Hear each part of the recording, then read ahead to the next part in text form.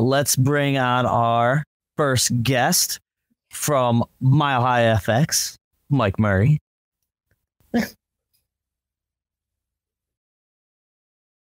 Mike, what is going on? You're muted, Mike. Muted. Here, hold on. There we go. Okay. There you go. What's going on, bud? Not much. Finishing up a couple new products, and well, that's pretty much it. I finally fixed the background, and then the stream died. So now you were at Fear Expo. I got to talk to you briefly. You were busy. You were busy. You had your booth. You had the stage. You were even doing makeup for Saturday night for people. You were busy. Tell us about your weekend out there. Oh, well, busy is definitely the word. We ended up staying at a hotel like a mile away, and we regret it because that mile of drive was the longest mile of like our lives. But no, we had great. We actually had a huge booth. I got to play around with lights, which is, my favorite thing to do at the booth. And we had our main booth. Then we had the makeup stage, which had demos on it all weekend. Then we also had in the Neon Nightmares area, we had another booth just for the UV paint. So we had everything pretty much. And then we also painted people for the ball on Saturday. Had probably like 15, 20 people. It was good. And we actually, I almost fell asleep next to Tayen on the couch at the ball because we were just exhausted. So for people that don't know, tell us about Mile High FX and what you guys do. Well, Mile High FX, we started years ago under a different name, but then actually during COVID, I closed up shop. And then, I thought, I'm done. COVID, wasn't a lot of face painters or really haunted house going around on. So closed up shop, said I was officially done. And then Mythica Von Griffin, or actually she's now Mythical Blessing. She was on the TV show Skin Wars. I've known her for years, even before Skin Wars. She reached out to me and said, at that point I was actually moving to Colorado. And she was like, so you're gonna reopen the makeup business, right? And I'm like, nah, I'm good. She's like, no, we're going to reopen the makeup business. And she took it on actually as the owner of Mile High. And now we have over 100 regular colors in water activated. We have 22 water activated UV. We have hybrid alcohol makeup, which we've had for a while. We have hybrid alcohol palettes. And coming soon, it'll be available mid-July. We actually have hybrid 2.0, which is a completely brand new airbrush line. It's double the pigment and half the product. So it's going to go a lot longer than standard hybrid alcohol makeup goes, and just as durable and just easy to remove. So we are very excited for that. Well, yes, I love the blacklight setup we had. Well, July is coming real close. So why don't you tell us about this new airbrush you guys are releasing? All right, well, like I said, we're going to call it just Hybrid 2.0. It's, nothing fancy in the name. It does rely heavier, actually has a little bit more of our sealer in it, has more than the original line did. So it is still going to be waterproof and smudge proof. But from our tests so far, the pigmentation is a little bit beyond double what we used to have, still without clogging, which is very important to airbrush, because if you've ever used an airbrush, you get a clog and your entire night's thrown off. It can be a 2-minute fix, or it could be a 30-minute take apart the entire airbrush trying to figure it out fix. We're going to have more UV in it. I think we'll have 12 colors in UV, whereas right now we have like 6 colors in the airbrush UV. And we'll have a lot more monster colors. I think the initial launch is going to be right around 60 airbrush colors, whereas now I think we have 41. So we're going to be adding a lot more monster colors too, which we're very happy about, not just the base colors. Now at Fear Expo, you were on the demo stage quite a bit. What were kind of the I don't want to say like classes, but I mean, you were kind of up there teaching and showing things, and you guys were doing a lot of stuff on that stage. Talk about kind of the things you were doing while you were there. Okay, so while there, we actually had our friend, I think it's Sean, I can't remember his last name, I think it's Spicer, or something very similar to that. He actually did a theatrical makeup just space tutorial going over even just standard theatrical makeup, because a lot of people don't realize SFX encompasses that. It can also be your theater. Like I know Miss Tayen over there used a lot of our makeup in one of her theater productions. We used it for Xanadu. Yes. And so, there's a lot of applications. A lot of times people see SFX makeup, they think only haunted houses or only face painters. But it can be used in a lot of other stuff. Like I said, he did the Theatrical 101 class. I know we had Emily Bloom up there. She was doing a very quick airbrush class, like how to airbrush quickly. I know we ended up doing a very quick 1-minute zombie demo, which a lot of people were just going crazy for because, especially in a haunted house, you don't have a lot of time. So, getting your zombies done in a minute or less, which is very, very good. We also did a Medusa. Was it Medusa? I think it was Medusa demo. We also did You did one on Keegan, and it was some kind of disease. pestilence. I think it was. I don't remember which one it was. It was like boils all over his face. Yep. We did lots of boils because, why not give Keegan boils? But then we know Wendy from Wicked FX, she uses our makeup. She does these UV reactive, really quick application boils, speaking of boils. And then you use our makeup on it as well. And she did a class on that as well. Man, we had a lot of classes. Like my brain's mixing them together. Now, being in the haunt industry, we all know this is a creativity-driven type of industry. I mean, actors and builders and owners, everybody has to have creativity from, stem to stern. It always fascinates me to see makeup artists, especially in their element, just coming up with things on the spot, on the fly. They may have an idea what they want to do, but things change when your canvas isn't cooperating quite the way you think you would want it to cooperate. But inspiration is a big thing. So where do you get your inspiration for your creations?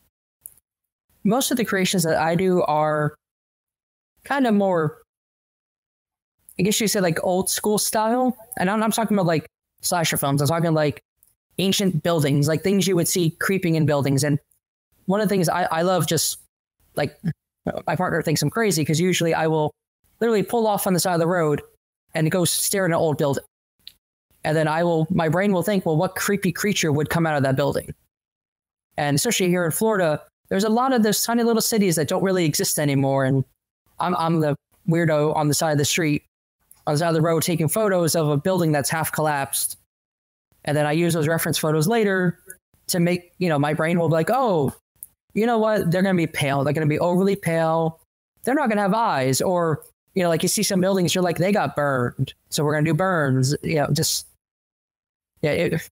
It's a lot of my I think it's called urban decay, which is like when kind of the earth takes back over things that were built. And that is where a lot of my inspiration comes, and kind of thinking what would be living in that building that I just found on the side of State Road 44 while driving to the middle of nothing. Now, let's get back to Mile High here for a second. You're talking about all these colors that you got coming up. You got all these airbrushes, new airbrushes you're coming up with. You have quite a large selection of colors. How do you get from like, okay, we have like this base color wheel, we got our primary colors, here's what you got, to like where you guys are at now? Well, a lot of it came from necessity. We would, especially when I used to work in haunts, like I worked in haunts up in Chicago when I was still up there. And a lot of the colors were literally, the color looks great in light, and then you bring it into a darker area and you're like, this color sucks. And, it needs to be darker, it needs to be brighter. Or, you start with a yellow base and you're like, okay, let's add a little brown. We're going to add a little green. We're going to add some red. Oh, look, there's a color I need. I remember we had a scene where people were, they had, can't remember what disease it was, but, they were covered in human feces, and we needed kind of like a sickly diarrhea-ish color. And we sat there for like a week just mixing, looking at reference pictures of human waste and trying to match a color until it worked, but it also had to work in the lights that we had at the haunt. So that's honestly where most of the colors come from. It's just been over the years of this yellow or this green is great, but I need to add a brown to it to make it what I need. I need to add this. And when we mix colors, we write down what we're mixing so we can duplicate it again and again, because especially if you're doing it for a character, you don't want your character to be bright and sunny one weekend and then pale the next weekend if it's the same character. Or especially like if you're on stage, you need the same color to equate the entire time. Now, do you have a favorite color or color line that you guys create? Well, I love purples. So my favorite purple is actually Sea Witch, which is a custom color that I made years ago because one of the characters that I do, and I've done it for Make-A-Wish, was Ursula. And Ursula is a very specific purple, and no one really made it. And I had to keep doing that character over and over. We did 6 Make-A-Wishes back to back. So I had about 3 months of purple. My entire life was purple. But then I wanted to make it UV because I love the UV. So we actually added UV pigment into it. It's called Sea Witch, and that is just like my favorite color. It also brings back a lot of memories of doing the Make-A-Wishes. So speaking of that, do you have a favorite creation? Favorite creation? Well, let's do top 3. Because that might be, a single one will be too hard. So let's do top 3. Okay, so at Texas Haunters a couple years ago, we were, she's literally glowing, yes. It's called makeup. We were actually going to do a kind of like a gray werewolf, kind of werewolf-ish creature. And as we were actually finishing out the nose and everything, we're like, this is kind of not what we were going for originally.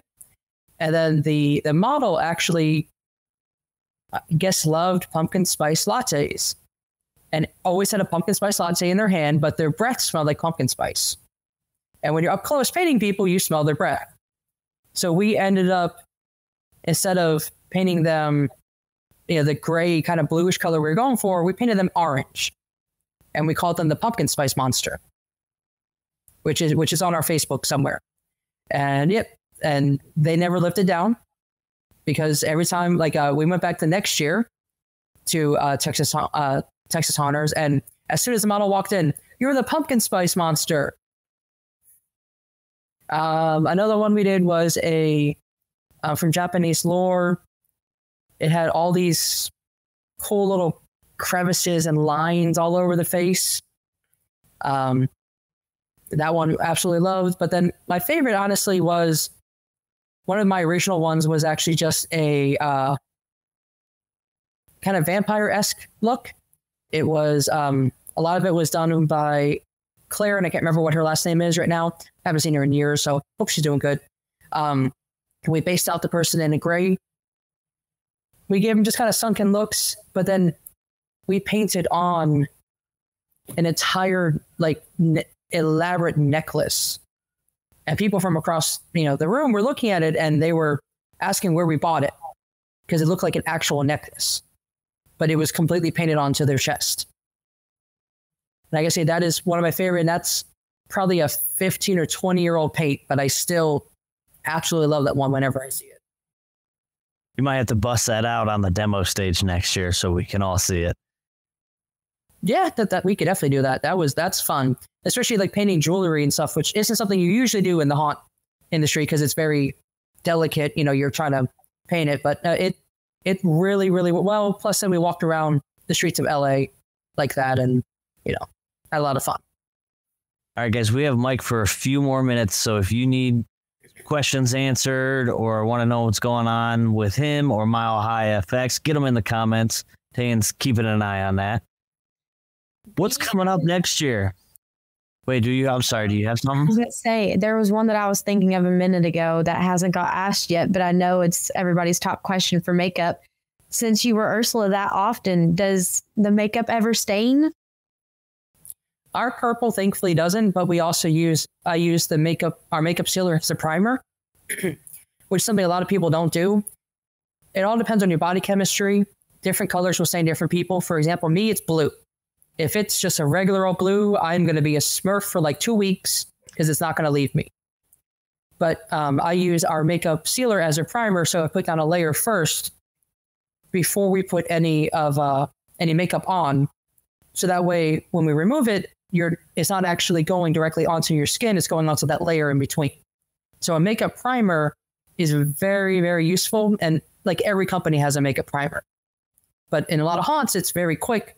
But you can literally load primer into an airbrush and just spray them. It takes like a second. Get that primer on there. So it's getting that layer. It's also going to make it more durable. Because when the actor sweats, it's giving it kind of a sealed layer in between the actual skin and the makeup. Molly Zombie wants to know if y'all have any YouTube videos. We have a few YouTube videos. We have been really horrible at making videos over the last 18 years of doing this. I think we've made probably like 7 videos. It's definitely something that we want to get into. It's just we are overly busy and never end up actually getting time to do it. That's fair.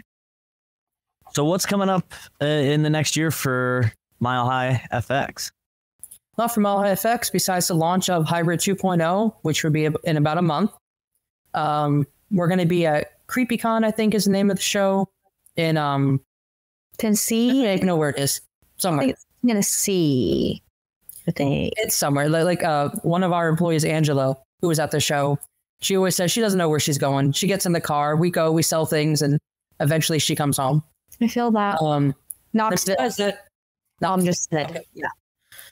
But besides that, we will be at the HauntCon because it's going to be featuring some of the SFX Expo classes there.